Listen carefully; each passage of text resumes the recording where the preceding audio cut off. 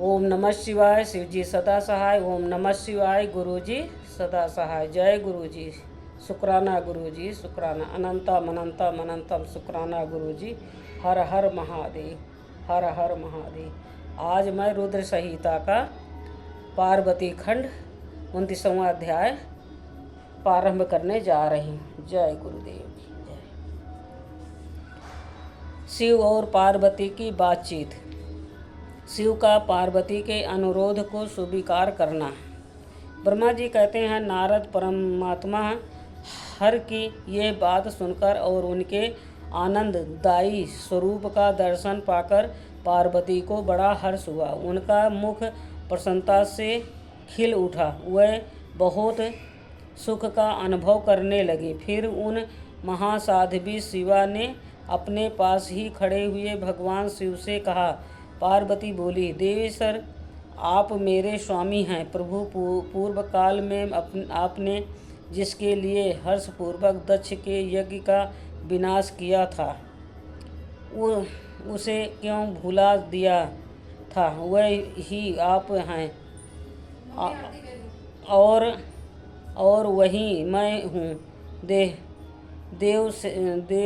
देवशेर sir, इस समय मैं तारकासुर से दुख पाने वाले देवताओं के कार्य की सिद्धि के लिए रानी मेनका के गर्भ से उत्पन्न हुई हूँ। देवेश, यदि आप प्रसन्न हैं और यदि मुझ पर कृपा करते हैं तो मेरे पति हो जाइए। ईशान प्रभु, मेरी यह बात मान लीजिए। आपकी आज्ञा लेकर मैं पिता के घर जाती हूँ।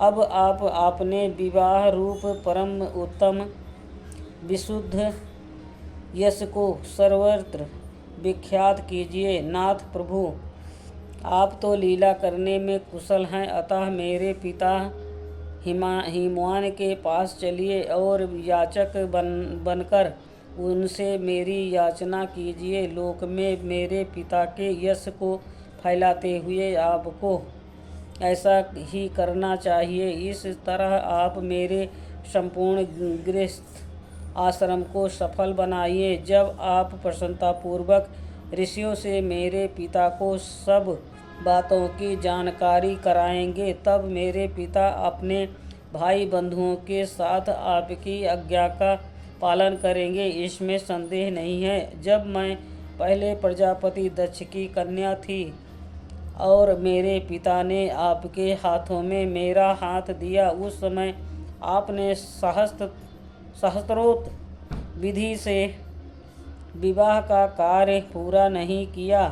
मेरे पिता दक्ष ने ग्रहों की पूजा नहीं की, अतः उस विवाह में ग्रह पूजन विषयक बड़ी भारी सृष्टि रह गई। इसलिए प्रभु महादेव अब की बार देवताओं के कार्य की सिद्धि के लिए आप शास्त्रोक्त विधि से विवाह कार्य का संपादन करें। विवाह की जैसी रीति उसका पालन आपको अवश्य करना चाहिए। मेरे पिता हिमवान को ये अच्छी तरह ज्ञात हो जाना चाहिए कि मेरी पुत्री ने शुभ कारक तपस्या की है। पार्वती की ऐसी बात सुनकर भगवान सदाशिव बड़े प्रसन्न हुए और उनसे हंसते हुए से प्रेम पूर्वक बोले। शिव ने कहा, देवी महेश्वरी, मेरे यह उत्तम बात सुनो। यह उचित, मंगलकारक और निर्दोष है। इसे सुनकर वैसा ही करो। वरानने ब्रह्मा आदि जितने भी प्राणी हैं वह सब अनित्य हैं। भामिनी, यह सब जो कुछ दिखाई देता है इसे नाशवन समझो। मैं निर्गुण परमात्मा ही गुणों से युक्त हो एक से अनेक हो गया हूँ। जो अपनी प्रकाश से प्रकाशित होता है वही परमात्मा मैं दूसरे के प्रकाश से प्रकाशित होने वाला हो गया। देवी मैं स्वतंत्र हूँ, परंतु तुमने मुझे परतंत्र बना दिया। समस्त कर्मों को करने वाली प्राकृतिक एवं महामाया तुम ही हो। ये संपूर्ण जगत मायामय ही रचा गया है। मुझे सर्वात्मा परमात्मा ने अपनी उत्तम बुद्धि के द्वारा इसे धारण मात्र कर रखा है। सर्वत्र परमात्मा भाव रखने वाले सर्वात्मा पूर्ण वानों ने इसे अपने भीतर सींचा है तथा ये तीनों गुणों से आविष्टित है। देवी वारिणी कौन मुख ग्रह है, कौन से ऋतु समूह है, अथवा कौन तुम्हारे दूसरे उपग्रह हैं। इस समय तुमने शिव के लिए क्या कहा है, किस कर्तव्य का विधान किया है। गुण और कार्य के भेद से हम दोनों ने इस जगत में भक्त वत्सलता के कारण भक्तों को सुख देने के हेतु अवतार ग्रहण किया है। तुम्हें रजा सत्य तमोमयी त्रिगुणात्मिका सूक्ष्म प्राकृतिक हो, सदा व्यापार कुशल सागुणा और निर्गुणा भी हो। सुमध्य में मैं यहाँ संपूर्ण भूतों का आत्मा निर्विकार एवं निरीह हूँ। भक्त की इच्छा से मैंने शरीर धारण किया है। शैलजे, मैं तुम्हारे पिता हिमालय के पास नहीं जा सकता तथा भिक्षुक होकर किसी तरह तुम्हारी उनसे याचना भी नहीं कर सकता। गिरिराजनंदिनी, महान गुणों से अत्यंत गौरवशाली महात्मा पुरुष भी अपने मुँह से देवी दो ये बात निकालने पर तत्काल लघुता को प्राप्त हो जाता है। कल्याणी, ऐसा जानकर हमारे लिए क्या कहती हो। भद्रे, तुम्हारी आज्ञा से मुझे सब कुछ करना है, अतः जैसी तुम्हारी इच्छा हो वैसा करो। महादेवी के ऐसा कहने पर भी सती साध्वी कमल लोचना महादेवी शिवा ने उन भगवान शंकर को बारंबार भक्ति भाव से प्रणाम करके कहा। पार्वती बोली, नाथ आप आत्मा हैं और मैं प्राकृतिक, इस विषय में विचार करने की कोई बात नहीं है। हम दोनों स्वतंत्र और निर्गुण होते हुए भी भक्तों के अधीन होने के कारण सगुण हो जाते हैं।